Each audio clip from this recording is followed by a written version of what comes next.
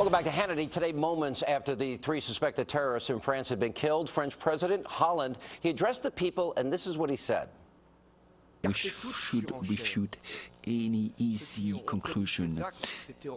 Those who have committed those acts, those fanatics, have nothing to do with Islam. Nothing to do with Islam. Joining me now with Reaction Blue Force Tracker editor and former U.S. Air Force Special Ops pilot Nolan Peterson is with us. From the Heritage Foundation, Niall Gardner is with us, and Act for America president and terrorism analyst Brigitte Gabriel. We heard this from the president. ISIS is not Islamic. It's almost like knee-jerk at this point. ISIS is Islamic. In their 10-page document, they mention Islamic verses 26 times. So he cannot say it is not Islamic. And who gave them the expertise to talk on behalf of Islam? They don't even read the Quran in Arabic. And it all started with President Bush, Sean. President Bush, immediately after September 11, said Islam is a religion of peace. So did Tony Blair. They did not know what they were talking about, and they misled their population. Submission. Listen. Submission, Islam. The word in Arabic is Islam. Islam is submission. Salam is peace. But a lot of Westerners, because the two words sound very similar, Islam and Salam, they think Salam is peace. And it is very wrong. It is submission to Islam and nothing else. You know, if you look around the world, Niall, you know, we can look at America, France, we can look at Great Britain, Nigeria, Mali, Libya, Kenya, Somalia, Yemen, Iraq, Iran, Syria, Pakistan, Afghanistan. I can't even name all the countries. Violence in the name of Islam. And yet there's this denial, constant, nonstop denial. Why? Well, that's a very good point. I think that François Hollande, the French president, is in a complete state of denial with his statements earlier today. The same goes for President Obama. And the deadly threat that the West faces today is driven by Islamist extremism. It is religiously motivated violence. It is the greatest threat of our generation. And we really need to rise up to the challenge. Unfortunately, Mr. Hollande clearly is not up to the task. In many ways, France has become a basket case under his socialist rule.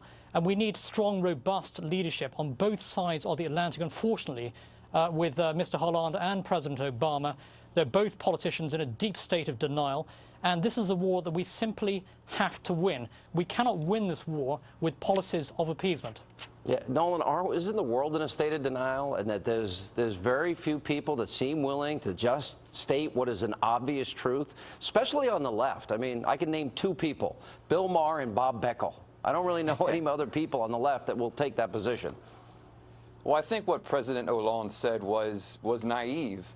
But I also have a different take on what he was trying to say. And I don't think he was necessarily addressing French Muslims. I think the French president recognizes that his country is on the brink of cultural collapse. Wait, so in other words, he's maybe afraid that the 751 no-go zones have now, that if they come out against this, that this is going to create an outright war in their society, a cultural conflict? Is that what he's saying? He's afraid to say that? Well, I think he's afraid to do what the cartoonists were not afraid to do? Well, aside from the rise of the threat of Islamic terrorism in Europe, there's also the rise of far-right ultranationalist political parties like the Front National, who are very violent and who are known to be anti-Semitic, and they even apologize for the Nazis.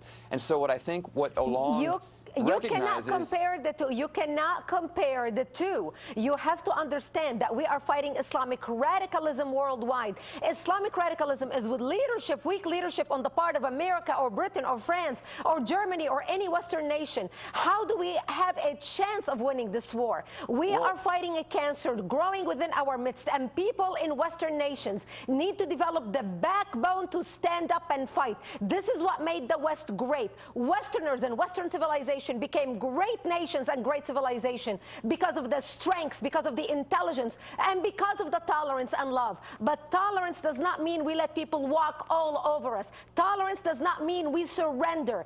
America, last time I checked, was the home of the braves. This is the time we need all to come together as Western nations, because we are all attacked by Islamic radicalism. They hate us all, regardless of what passport we hold, regardless what our skin color, regardless what language or what accent accent we speak, whether we speak Suis, je suis français, or whether we speak English, we are a target, and all of the West needs to come together, throw political correctness in the garbage, and fight to win this war. All right, but appreciate I agree.